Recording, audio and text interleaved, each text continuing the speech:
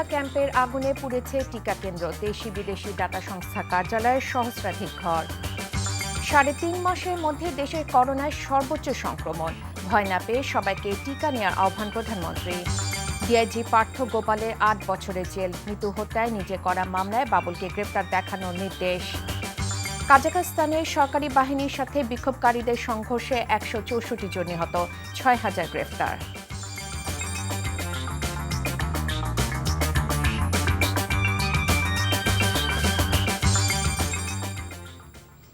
আসসালামু আলাইকুম, রায়কা আল হোসেন স্বাগত জানাচ্ছি এনটিভির রাতের খবরে। একেএস টিএমটি বার শিরোনাম দেখছিলেন, এবার চলুন পুরো খবরে। কক্সবাজারের উখিয়া উপজেলার ১৬ নম্বর শফিউল্লাহ কাটা রোহিঙ্গা ক্যাম্পে আগুনে পুড়ে গেছে সহস্রাধিক ঘর। এর মধ্যে রয়েছে দেশি বিদেশি সাহায্য সংস্থা কার্যালয়। রোববার বিকেল ৫টায় লাগা আগুন ১.৫ ঘণ্টার চেষ্টায় নিয়ন্ত্রণে আনে ফায়ার সার্ভিস। তবে আগুনের ঘটনায় কোনো হতাহতের খবর পাওয়া যায়নি। কক্সবাজার থেকে ইকরাম চৌধুরী টিপুর পাঠানো রিপোর্ট। রোববার সন্ধ্যায় পালংখালী ইউনিয়নের শফিউল্লাহ কাটা এলাকার ১৬ নম্বর রোহিঙ্গা শিবিরের একটি ঘর থেকে অগ্নিকাণ্ডের সূত্রপাত হয় বলে জানায় স্থানীয়রা। মুহূর্তের মধ্যেই তা ছড়িয়ে পড়ে আশপাশের ঘরে।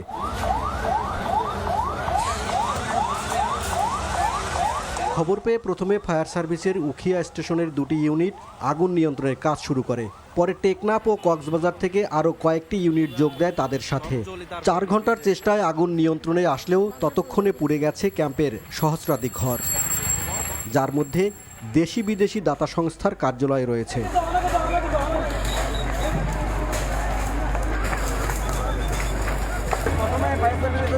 না করতাম অনেক বড় ক্ষতি হয়ে যেত, এইদিকে চলে আসতো। তার মানে পাশাপাশি আমরা স্থানীয় লোকাল যারা আছে ওদের বাসাও কি রক্ষা করতে পারছি ইয়াদের সাথে নিয়ে। আমরা সংবাদ পেয়ে দ্রুত আমাদের 10টা ইউনিট ঘটনাস্থলে উপস্থিত হয়ে প্রায় 4 ঘন্টার প্রচেষ্টায় আমরা অগ্নি নির্বাপন করতে সমর্থ হই। আমরা ক্ষয়ক্ষতির পরিমাণ আমরা এটা একটা তদন্ত কমিটি গঠন করে তদন্ত কমিটির মাধ্যমে আপনাদেরকে জানাইতে পারবো আসলে ঘটনাটার কারণ, অগ্নিকাণ্ডের কারণটা কি, ক্ষয়ক্ষতির পরিমাণ কি হয়েছে। এখন পর্যন্ত আমরা কোনো আহত নিহত সংবাদ পাই নাই বা কোনো আমরা চার্জ করে দেখেছি কোনো আহত নিহত নেই। এর আগে ২রা জানুয়ারি উখিয়া বালুখালী ২০ নম্বর ক্যাম্পে জাতিসংঘের অভিবাসন বিষয়ক সংস্থা IOM পরিচালিত করোনা হাসপাতালে আগুন লাগে। এছাড়াও গত বছরের ২২ মার্চ উখিয়ার বালুখালীতে আগুনে পুড়ে মারা যান ১১ জন রোহিঙ্গা। তখন ১০,০০০ ঘর পুড়ে ছাই হয়েছিল। NTV news desk.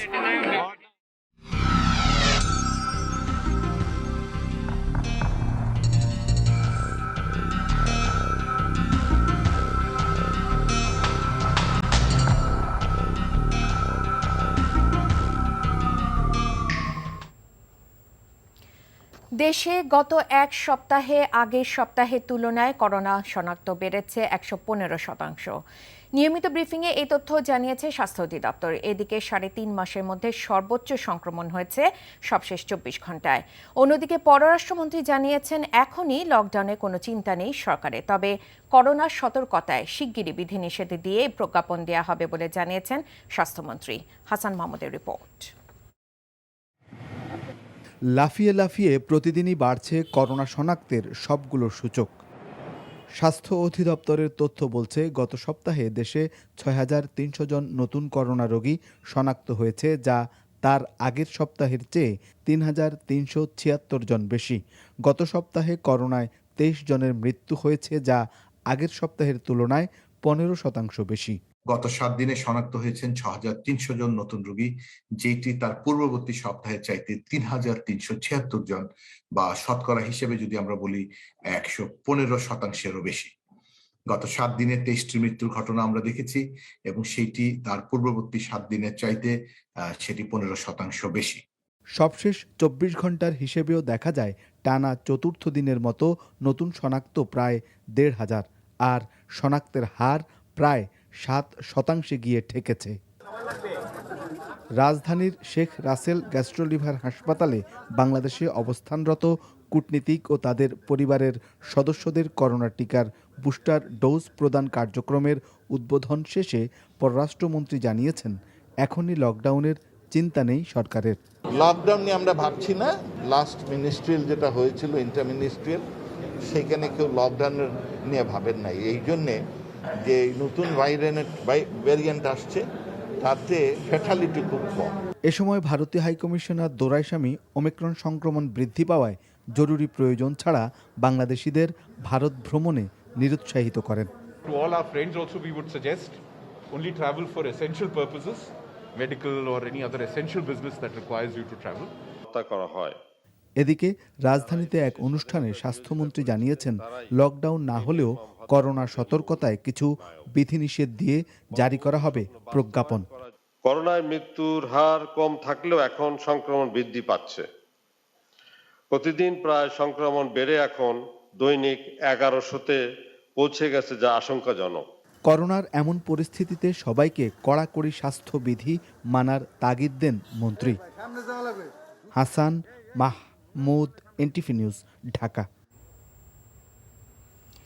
শিক্ষা প্রতিষ্ঠান বন্ধের বিষয়ে এখনই ভাবা হচ্ছে না, যতদিন সম্ভব শিক্ষা প্রতিষ্ঠান খোলা রাখার চেষ্টা করা হবে বলে জানিয়েছেন শিক্ষামন্ত্রী ডক্টর দীপু মনি। দুপুরে আশুলিয়া ড্যাফোডিল ইন্টারন্যাশনাল ইউনিভার্সিটির নবম সমাবর্তন অনুষ্ঠানে এসব কথা বলেন তিনি। মন্ত্রী বলেন, রাতেই জাতীয় পরামর্শ কমিটির বৈঠকে পর্যালোচনা করে চূড়ান্ত সিদ্ধান্ত নেওয়ার কথা রয়েছে। আর 12 বছরের উপরে যাদের বয়স তাদের সবাইকে দ্রুত টিকার আওতায় আনা হবে বলেও জানান শিক্ষামন্ত্রী। সমাবর্তন অনুষ্ঠানে বিশ্ববিদ্যালয়ের চ্যান্সেলর রাষ্ট্রপতি মোহাম্মদ আব্দুল হামিদের প্রতিনিধি হিসেবে সভাপতিত্ব করেন দীপু মনি। এখনো ভাবছি না শিক্ষা প্রতিষ্ঠান বন্ধ করে দেবার কথা। আমরা যতদিন সম্ভব শিক্ষা প্রতিষ্ঠান খোলা রাখতে চাই। তবে আজকেই যেমন আমার জাতীয় পরামর্শ কমিটির সঙ্গে আমাদের বৈঠক আছে, আমরা পুরো অবস্থা পর্যালোচনা করে দেখব। একদিকে যেমন আমরা শিক্ষা প্রতিষ্ঠান বন্ধ করতে চাই না, আরেকদিকে শিক্ষার্থী, শিক্ষক, অভিভাবক সবার স্বাস্থ্য সুরক্ষার বিষয়টিকে অবশ্যই অগ্রাধিকার দিয়ে যদি প্রয়োজন হয় তাহলে নিশ্চয়ই আমরা বন্ধ করব। প্রধানমন্ত্রী শেখ হাসিনা বলেছেন, শুধু রাজধানীমুখী নয়, দেশের সব অঞ্চলে চিকিৎসা সেবাকে দ্রুত ও সহজলভ্য করতে বিভাগীয় শহরের সরকারি মেডিকেল কলেজ হাসপাতালে বিশেষায়িত ইউনিট স্থাপনের উদ্যোগ নেওয়া হয়েছে। দেশে 31 কোটি ডোজ টিকার ব্যবস্থা করা হয়েছে জানিয়ে ভয় না পেয়ে সবাইকে টিকা নেওয়ার আহ্বান জানান শেখ হাসিনা। রিপোর্টে জানাচ্ছেন মুকসিমুল আহসান। চিকিৎসা সেবাকে জনগণের দোরগোড়ায় পৌঁছে দিতে দেশের 8টি বিভাগীয় শহরের সরকারি মেডিকেল কলেজ হাসপাতালে সমন্বিত বিশেষায়িত ইউনিট স্থাপনের উদ্যোগ নিয়েছে সরকার। প্রকল্পের মোট ব্যয় ধরা হয়েছে 2,388 কোটি 39,81,000 টাকা। 15 তলা বিশিষ্ট প্রতিটি ইউনিটের মোট শয্যা সংখ্যা 460টি, যার মধ্যে কার্ডিয়াক শয্যা সংখ্যা 115টি, নেফ্রোলজি ও ডায়ালাইসিস শয্যা 165টি এবং 180টি শয্যা থাকবে ক্যান্সার রোগীদের জন্য। গণভবন থেকে ভার্চুয়ালি যোগ দিয়ে এই প্রকল্পের নির্মাণ কাজের উদ্বোধন করেন প্রধানমন্ত্রী শেখ হাসিনা।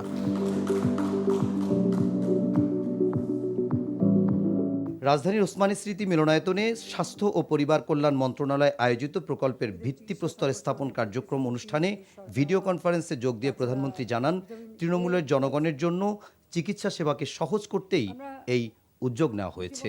শুধু রাজধানীমুখী না, এই সেবাটা একেবারে তৃণমূল মানুষ যেন পায়, সেজন্য প্রত্যেকটা বিভাগেই আমরা এটা প্রতিষ্ঠা করতে চাই।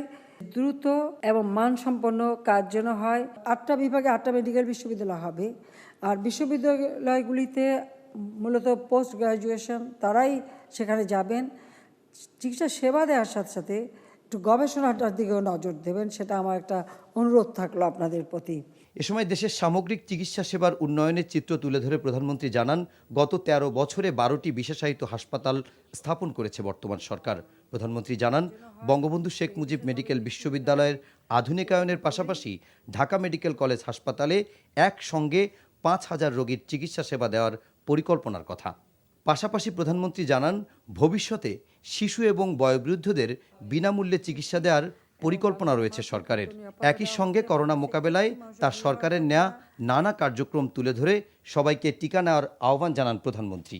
31 কোটি বেশি ডোজ আমরা ব্যবস্থা করে রেখেছি।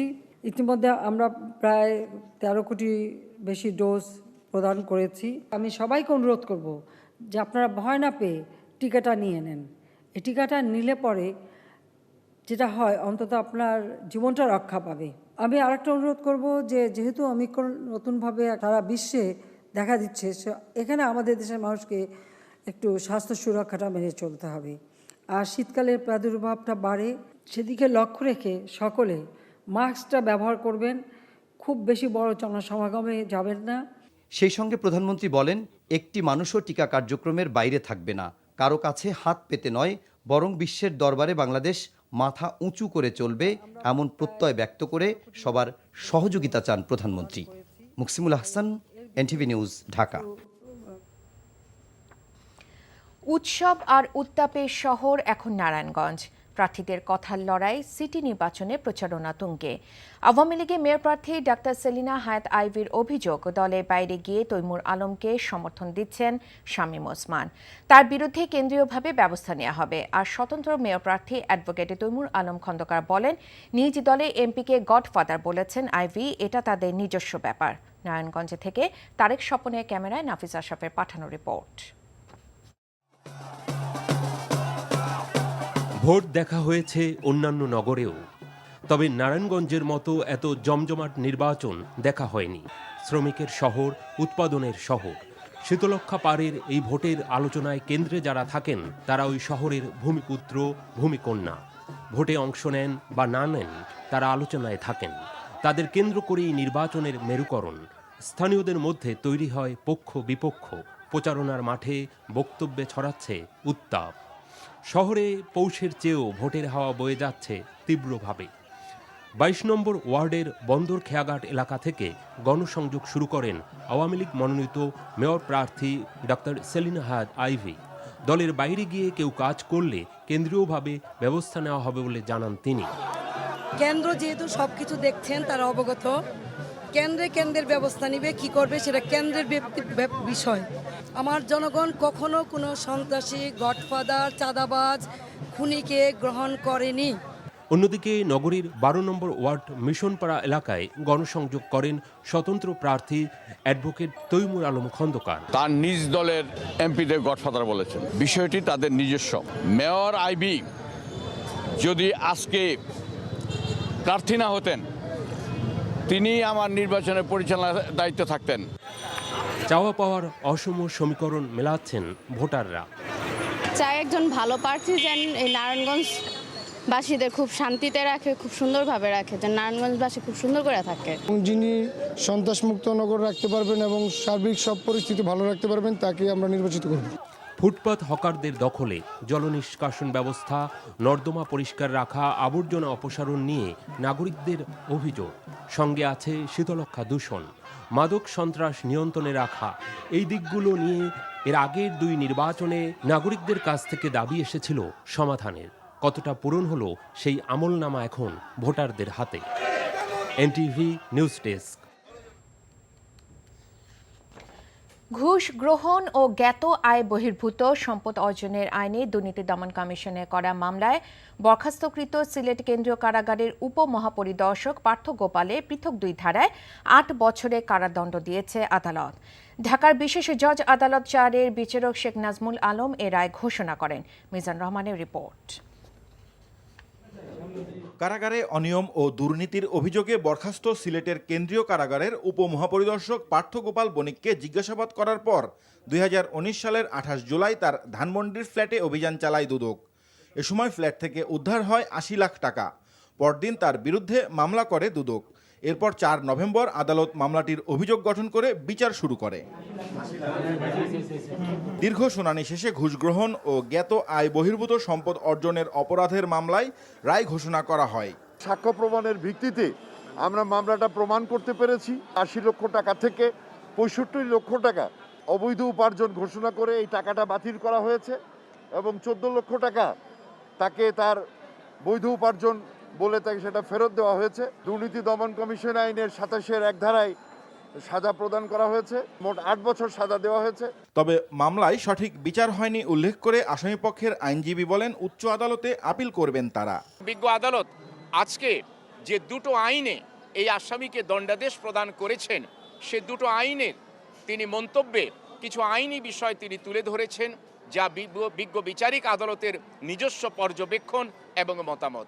এই নিজস্ব পর্যবেক্ষণ এবং মতামত কতটুকু আইনযুক্ত, কতটুকু আইনের দৃষ্টিতে গ্রহণযোগ্য, সেই বিষয়টাকে নিশ্চিত করার জন্য আমি মনে করি এবং বিশ্বাস করি যে আসামি উচ্চ আদালতে অ্যাপিল দায়ের করবে।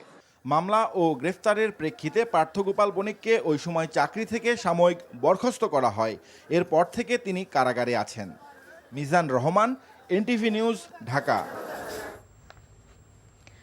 শ্রী মাহমুদা খানম মৃত্যু হত্যার ঘটনায় নিজে করা মামলায় সাবেক পুলিশ সুপার বাবুল আক্তারকে গ্রেফতার দেখানোর আদেশ দিয়েছে আদালত।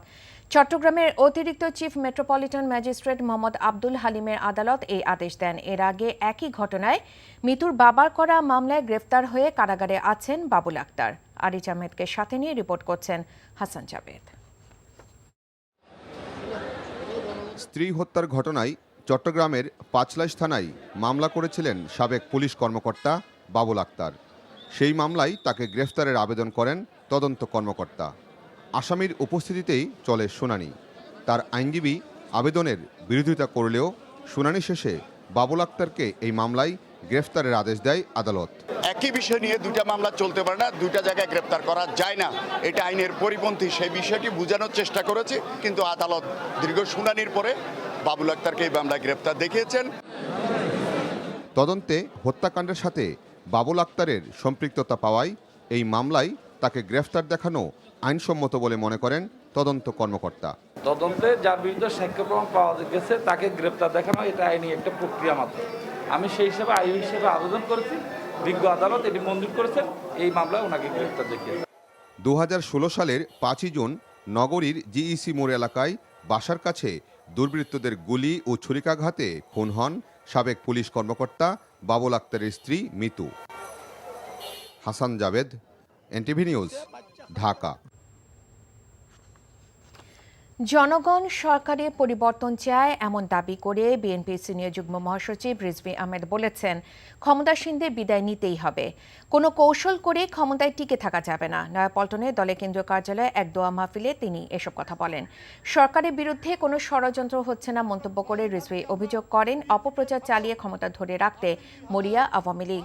উন্নয়নের নামে জনগণকে প্রতারিত করা হচ্ছে অভিযোগ করে তিনি বলেন, ক্ষমতাসীনদের উন্নয়ন হলেও সাধারণ মানুষের জীবনমানে কোনো পরিবর্তন হয়নি।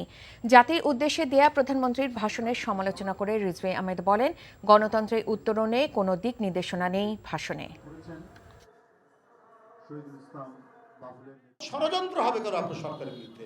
এই দেশের আবাল বৃদ্ধ বনিতা, এই দেশের শিশু থেকে বৃদ্ধ, যারা এই দেশের স্বাধীনতা সার্বভৌমত্ব বিশ্বাস করে, যারা গণতন্ত্রের এবং মুক্ত কণ্ঠের যারা বিশ্বাস করে, যারা নির্বিঘ্নে খবরের কাগজ পড়তে চায়, যারা মুক্ত কণ্ঠে কথা বলতে চায়, তারা প্রত্যেকেই চায় এই মুহূর্তে আপনার পদত্যাগ। সব কিছু মিলিয়ে আপনাদেরকে ক্ষমতা ছাড়তে হবে। আপনাদের ক্ষমতা ছাড়ার মধ্যে দিয়ে মানুষ অত্যন্ত বুক ভরে নিঃশ্বাস নিতে পারবে। কাজাখস্তানের সহিংসতা প্রসঙ্গ। মধ্য এশিয়ার দেশ কাজাখস্তানে সহিংস বিক্ষোভে মৃতের সংখ্যা বেড়ে 164 জনে দাঁড়িয়েছে। এছাড়াও গ্রেফতার করা হয়েছে 6000-এর বেশি আন্দোলনকারীকে। এ অবস্থায় যুক্তরাষ্ট্রসহ পশ্চিমাদের আপত্তি উপেক্ষা করে পরিস্থিতি শান্ত না হওয়ার আগ পর্যন্ত দেশটিতে অবস্থানের কথা জানিয়েছে রুশ সেনাবাহিনী। কাজী ইফতেখার শুভর ডেস্ক রিপোর্ট। কাজাখস্তানের বড় শহরগুলো যেন এখন এক একটি যুদ্ধক্ষেত্র। সেনাদের সঙ্গে বিক্ষোভকারীদের চলছে দফায় দফায় সংঘর্ষ। কাজাখ নিরাপত্তা বাহিনীর সঙ্গে যোগ দিয়েছে প্রতিবেশী দেশ রাশিয়ার সেনা সদস্যরাও। দেশটির প্রধানমন্ত্রী পদত্যাগ করার পর বিক্ষোভ কমে আসার ধারণা করা হলেও চিত্র পুরোই উল্টো। আন্দোলনকারীরা এখন রুশপন্থী প্রেসিডেন্ট কাসেম তোকায়েভের পদত্যাগের দাবিতে বিক্ষোভ আরও শক্তিশালী করেছে। এর মধ্যেই রাশিয়ার সেনাবাহিনীকে আমন্ত্রণ জানানোয় বিক্ষোভকারীদের ক্ষোভের আগুনে যেন ঘি পড়েছে। এর ফলে সহিংস বিক্ষোভে নিহতের সংখ্যা প্রতিদিনই বাড়ছে। বিক্ষোভ দমনে আন্দোলনকারীদের উপর সরাসরি গুলি চালানোর পাশাপাশি গ্রেফতার করা হয়েছে কয়েক হাজার বিরোধীকে। পরিস্থিতি ক্রমেই খারাপ হওয়ায় সংকট সমাধানের আগ পর্যন্ত দেশটিতে অবস্থানের কথা জানিয়েছে রুশ সামরিক বাহিনী। রুশ সামরিক বাহিনীর সেনারা এখানে এসেছে শান্তি রক্ষা করার জন্য। এরই মধ্যে ঝুঁকিপূর্ণ এলাকাগুলোতে আমাদের সেনা মোতায়েন শেষ করা হয়েছে। যতদিন প্রয়োজন ততদিনই আমাদের সেনারা কাজাক বাহিনী এবং সাধারণ মানুষের রক্ষায় কাজ করে যাবে। এদিকে উদ্ভূত পরিস্থিতি থেকে রক্ষা পেতে দলে দলে কাজাখস্তান ছাড়ছেন দেশটির সাধারণ মানুষ। জীবন বাঁচাতে অনেকেই এখন ভিড় জমাচ্ছেন রুশ সীমান্তে। কাজিফ থেকে শুভ, এনটিভি ইন্টারন্যাশনাল ডেস্ক। রাষ্ট্রপতির সাথে সংলাপে নিবন্ধিত রাজনৈতিক দলগুলোর সমন্বয়ে নির্বাচনকালীন সরকার গঠনের প্রস্তাব দিয়েছে কৃষক শ্রমিক জনতা লীগ। রোববার সন্ধ্যায় বঙ্গভবনের দরবার হলে নির্বাচন কমিশন গঠন বিষয়ে রাষ্ট্রপতি মোহাম্মদ আব্দুল হামিদের সাথে আলোচনায় অংশ নেয় বঙ্গবীর কাদের সিদ্দিকীর নেতৃত্বে কৃষক শ্রমিক জনতা লীগের 9 সদস্যের প্রতিনিধি দল। এ সময় নির্বাচন কমিশন গঠনে আইন প্রণয়ন সহ 6 দফা প্রস্তাব পেশ করেন তারা। সেই সাথে সার্চ কমিটির পরিবর্তে সব দলের সাথে আলোচনা করে 2 জন নারী সদস্য সহ ব্যক্তিত্ব সম্পন্ন ও গ্রহণযোগ্য 5 সদস্যের নির্বাচন কমিশন গঠনের জন্য রাষ্ট্রপতির প্রতি আহ্বান জানান তারা। প্রায় 2 ঘণ্টা আলাপ শেষে সাংবাদিকদের সাথে আলাপকালে বঙ্গবীর কাদের সিদ্দিকী একটি সাথী নির্বাচন কমিশন গঠনে দাবি তুলে ধরেন। সেই সাথে ভিন্ন মত পোষণ করলেও বিএনপির সংলাপে অংশ নেওয়া উচিত বলেও মন্তব্য করেন তিনি। বিগত নির্বাচনগুলো কোনোটাতেই দলীয় সরকারের অধীনে কোনো নির্বাচনই ভালো হয়নি। সেটা তো স্পষ্ট দাবি ছিল আপনাদের কোনো যে নিশ্চয়ই আমরা বলেছি এই যে নির্বাচন কমিশন আছে এটা খুব ভালো ফল দেয় নাই। তার আগে একটা রকিব কমিশন ছিল, সেটাও ভালো ফল দেয় নাই। আমরা আশা করব মেরুদণ্ড সম্পূর্ণ নির্বাচন কমিশন এবং নির্বাচন কমিশনের সদস্যদের এরা নির্বাচিত করবেন অথবা নিযুক্ত করবেন। আমরা একটা প্রস্তাব দিয়েছি যে নির্বাচনকালীন সরকার সব দলকে নিয়ে আলাপ করে একটা নির্বাচনকালীন সরকার গঠনের। পরিকল্পনা মন্ত্রী এম.এ. মান্নান বলেছেন যে বাংলাদেশিরা একসময় অভাব অনটনের মধ্য দিয়ে দিন কাটাতো, সেই জাতি আজ প্রধানমন্ত্রীর কৌশলী নেতৃত্বের ফলে অনেক দূর এগিয়ে গেছে।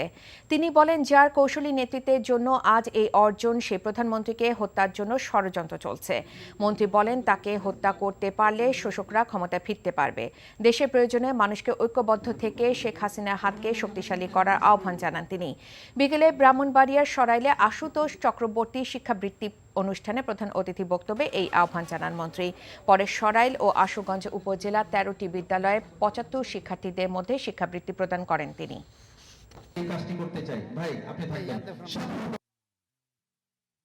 খাবারের অভাব ছিল, আমাদের আশ্রয়ের অভাব ছিল, আমাদের কাপড়ের অভাব ছিল, আমাদের ওষুধের অভাব ছিল। সেখান থেকে এই সকল মানুষের পরিশ্রমের ফলে যে উৎপাদ হয়েছে, যে অর্জন হয়েছে, সেগুলোকে হাতে নিয়ে পরিকল্পনা করে যে নেত্রী আমাদেরকে বিগত 1 দশক যাবৎ নেতৃত্ব দিচ্ছেন, নানা জায়গায় তার বিরুদ্ধে ষড়যন্ত্র চলছে তাকে হত্যা করার জন্য।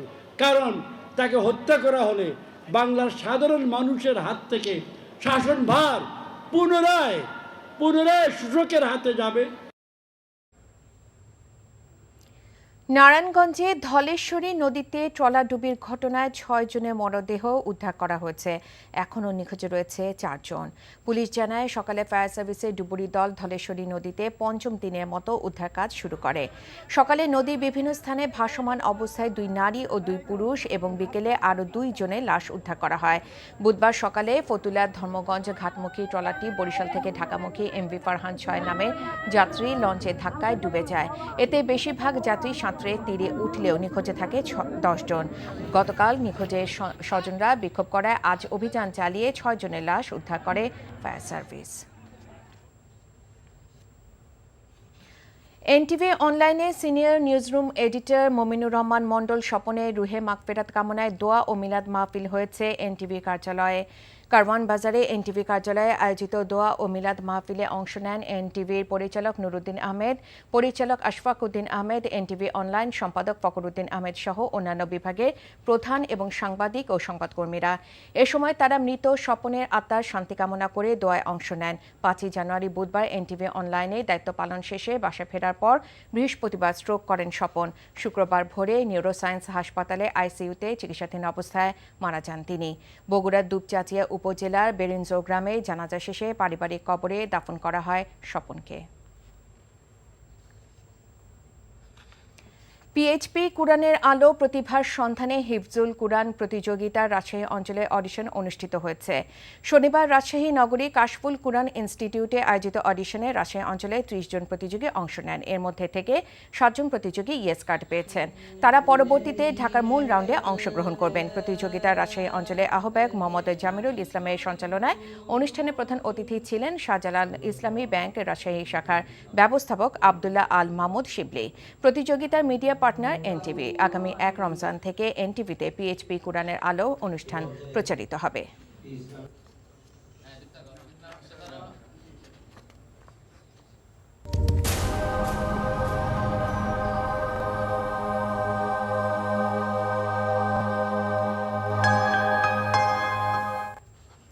আন্তর্জাতিক সংবাদ। ঋণে জর্জরিত শ্রীলঙ্কার ওপর প্রভাব বাড়াতে এবং বেইজিংয়ের উচ্চাভিলাষী প্রকল্প বেল্ট অ্যান্ড রোডের অগ্রযাত্রা এগিয়ে নিতে কলম্বো সফরে চীনের পররাষ্ট্রমন্ত্রী ইয়াং ই। মালদ্বীপ সফর শেষে রোববার দুদিনের সফরের প্রথম দিনে কলম্বোতে দেশটির প্রেসিডেন্ট গোতাবায়া রাজাপাকসে এবং প্রধানমন্ত্রী মাহিন্দা রাজাপাকসের সঙ্গে বৈঠক করেন চীনা পররাষ্ট্রমন্ত্রী। ইয়াং ই এমন এক সময় কলম্বো সফরে আসলেন যখন দেশটির বৈদেশিক মুদ্রার রিজার্ভ তলানিতে এবং ঋণে জর্জরিত হয়ে অর্থনৈতিক সংকটে ধুঁকছে শ্রীলঙ্কা। আর শ্রীলঙ্কার এই সংকট সৃষ্টির পেছনে সবচেয়ে বেশি দায়ী চীনা ঋণে হাম্বানটোটায় নির্মিত সমুদ্র ও বিমানবন্দর প্রকল্প থেকে আয় করতে দেশটির ব্যর্থতা। চলমান সংকটময় পরিস্থিতি উত্তরণে চীনের কাছে আবার ঋণ পুনর্গঠন এবং প্রয়োজনীয় পণ্য আমদানির জন্য অগ্রাধিকার ঋণের সহযোগিতা চেয়েছে শ্রীলঙ্কা। পাকিস্তানে উত্তরাঞ্চলীয় পাহাড়ি এলাকা মুরিতে ভারী তুষারপাতে প্রায় অর্ধশত মানুষ নিহত হওয়ার পর এখনও উদ্ধার অভিযান অব্যাহত রয়েছে। বরফের নিচে এখনও বেশ কিছু মরদেহ আটকে আছে বলে ধারণা করা হচ্ছে। কয়েকটি আন্তর্জাতিক গণমাধ্যম জানিয়েছে শনিবারের ওই দুর্ঘটনায় এখন পর্যন্ত 41 জনের মৃত্যু হয়েছে। বেশ কয়েকজন এখনও নিখোঁজ থাকায় মৃতের সংখ্যা আরও বাড়তে পারে বলে আশঙ্কা করা হচ্ছে। শনিবার পাকিস্তানে উত্তরাঞ্চলীয় পাহাড়ি এলাকায় তুষার ঝড়ে অন্তত 1000 গাড়ি হাইওয়েতে আটকা পড়ে। এ সময় ভারী তুষার ধসে হতাহতের ঘটনা ঘটে।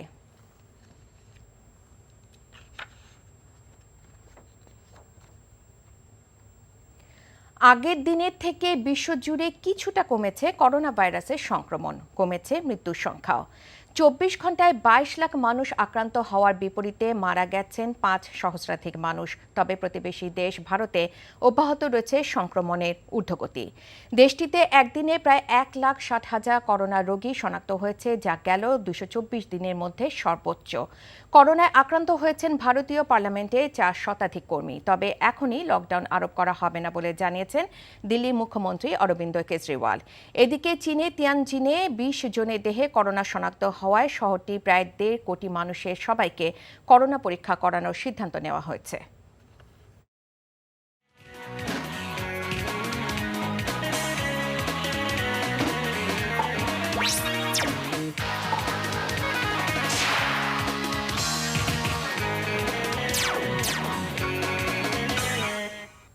খেলার খবর। ফুটবল। বছরের প্রথম শিরোপাটাও কলিন্দ্রেজের জাদুতে নিজেদের ঘরে তুলল আবাহনী। কমলাপুর বীরশ্রেষ্ঠ সিপাহী মোস্তফা কামাল স্টেডিয়ামে রহমতগঞ্জকে 2-1 গোলে হারিয়ে ফেডারেশন কাপের শিরোপা নিজেদের ঘরে তুলল আকাশী নীলরা। ডেস্ক রিপোর্ট বসন কবিরের। ফাইনালের উত্তাপ ছিল সেটা বাড়িয়ে রেখেছিল রহমতগঞ্জের দুর্দান্ত কৌশলী খেলা। যেভাবে তারা শেষ দুয়ের লড়াইয়ে এসেছিল, সেখানে আবাহনীর সামনে চ্যালেঞ্জ ছিল বিশাল, যার প্রমাণ তারা দিয়েছে 10 থেকে 16 মিনিটে 2টি আক্রমণে। খেই হারিয়ে বসা আবাহনী নিজেদের ফিরে পেতে সময় নিয়েছে অনেকটাই। কিছু বিচ্ছিন্ন আক্রমণে প্রতিপক্ষের ডি বক্সে ঘোরাঘুরি করা ছাড়া সফলতা ছিল না। যখন গোলহীন সমতায় ম্যাচটি বিরতিতে যাওয়ার কথা, তখনই আরেক দফা কলিন্দ্রেসের জাদু। তার ছোঁয়ায় আরও একটি গোল, আরও একবার আসরে আবাহনীর লিড নেয়া। এই ক্লাবটাকে অনেকটা একাই নিয়ে গেছেন কোস্টারিকার ফুটবলার এ পর্যন্ত। দ্বিতীয়ার্ধে রহমতগঞ্জ সুযোগ খুঁজছিল গোল শোধের। তাদের মরিয়া ফুটবলে ফাইনালের উত্তেজনা বেড়েছে সময় সময়, কিন্তু কাজের কাজটা করেছে আবাহনী। 64 মিনিটে রাকিবের দুর্দান্ত গোল। সেমির পর আরও একবার দলের জয়ে বড় ভূমিকা তারই থাকলো কলিন্দ্রেসের পর। রাকিব হোসেন এই গোলেও স্বস্তি ছিল না আবাহনীর। রহমতগঞ্জ তখন গুলি খাওয়া বাঘের মতো তাদের ওপর চড়া হয়ে 70 মিনিটে ফিলিপের গোলে ব্যবধান কমিয়েছে। ফাইনালে কর্তৃত্ব হাত বদলের সংখ্যা তখন আবাহনীর সামনে। তাদের দুর্বল লক্ষণ সময় সময় তো কম দুর্ভোগ দেয়নি, কিন্তু ফাইনাল বলেই স্নায়ুর চাপ ধরে রেখে শেষ হাসিটা বড় ক্লাব বলে আবাহনীর মুখেই। বছরের প্রথম শিরোপা দেশের সেরা ক্লাবের হাতে, রহমতগঞ্জের দুর্দান্ত ফুটবলেও যার ব্যতিক্রম ঘটেনি। Barshan Kabir, NTV sports desk. Bangladesh cricket league BCL ফিরেই নিজের অলরাউন্ড নৈপুণ্যে দলকে জেতালেন সাকিব আল হাসান। টুর্নামেন্টে ওয়ানডে ফরম্যাটে লো স্কোরিং ম্যাচে তার দল মধ্যাঞ্চলের কাছে 22 রানে হেরেছে আশরাফুল দে পূর্বাঞ্চল। সিলেটে তারকা ক্রিকেটারে পূর্ণ এই ওয়ানডে টুর্নামেন্টে দক্ষিণাঞ্চলকে 8 উইকেটে হারিয়েছে উত্তরাঞ্চল। টস হেরে ব্যাটিংয়ে নেমে 44 ওভারে 177 রানে গুটিয়ে যায় সাকিব মোসাদ্দেকদের নিয়ে গড়া মধ্যাঞ্চল। মিঠুন 37, মিজান 36 ও সাকিব 58 বলে করেন 35 রান। দীর্ঘদিন পর ঘরোয়া ক্রিকেটে প্রিমিয়ার লিগের বাইরে কোনো ম্যাচে অংশ নিলেন আন্তর্জাতিক ক্রিকেটে দেশে মহাতারকা সাকিব। রুবেল ও রাজা নেন 3টি করে উইকেট। জবাবে আশরাফুল আফিফদের নিয়ে গড়া পূর্বাঞ্চল 20 ওভার পর্যন্ত এগিয়ে থেকেও শেষ পর্যন্ত পারেনি সাকিবদের বিপক্ষে। মোসাদ্দেক 10 ওভার বল করে 13 রানে নিয়েছেন 1 উইকেট।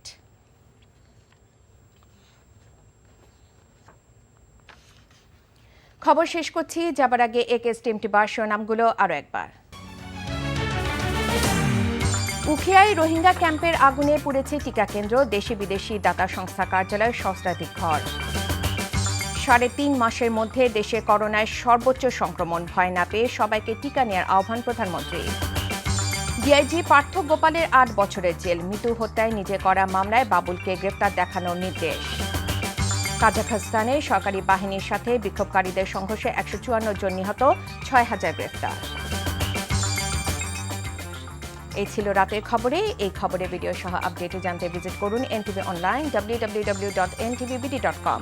এছাড়া এনটিভির জনপ্রিয় সব অনুষ্ঠান ও খবরের আপডেট জানতে ভিজিট করুন আমাদের ইউটিউব ও ভেরিফাইড ফেসবুক পেজ। রাত 1টায় মধ্যরাতে খবর দেখার আমন্ত্রণ জানিয়ে বিদায় নিচ্ছি। ধন্যবাদ সবাইকে।